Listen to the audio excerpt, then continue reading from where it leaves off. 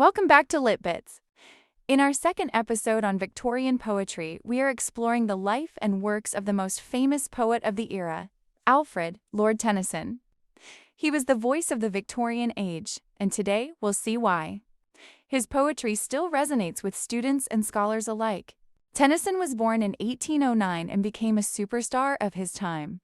In 1850, he succeeded William Wordsworth as the Poet Laureate, a position he held for over 40 years. While at Cambridge, he joined a secret intellectual group called the Apostles.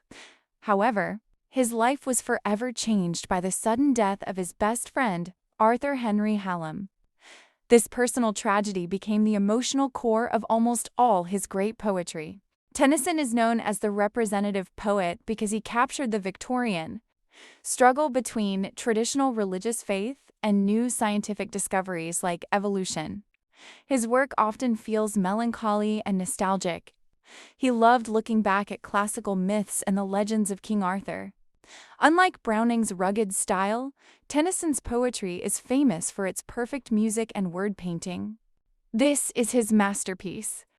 It took him 17 years to write this long elegy for Arthur Hallam. For your exams, remember the In Memoriam stanza. It's written in iambic tetrameter with an ABBA rhyme scheme. The poem follows Tennyson's journey from deep, dark grief to a final sense of hope and faith. It contains the famous line, "'Tis better to have loved and lost than never to have loved at all." Next we have Ulysses, a powerful dramatic monologue. Here, an aging king, Ulysses, is bored with his quiet life and wants to go on one last adventure. Tennyson wrote this shortly after Hallam's death as a way to tell himself that he must keep living and working. The final line is an anthem for all students, to strive, to seek, to find, and not to yield. The poem, The Lady of Shalott, is a beautiful example of Tennyson's interest in Arthurian legend. It tells the story of a woman trapped in a tower who can only see the world through a mirror.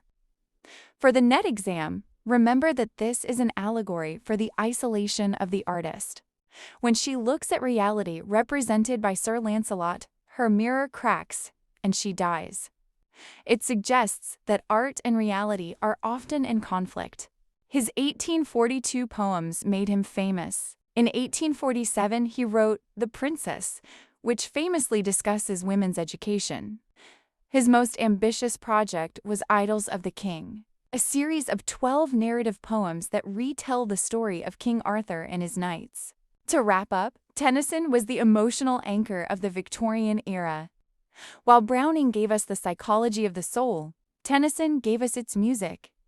Focus on his technical skill and his major collections for your preparation. Thank you for watching LitBits. If these notes helped you, don't forget to like and subscribe. I'll see you in episode 3, where we discuss Matthew Arnold.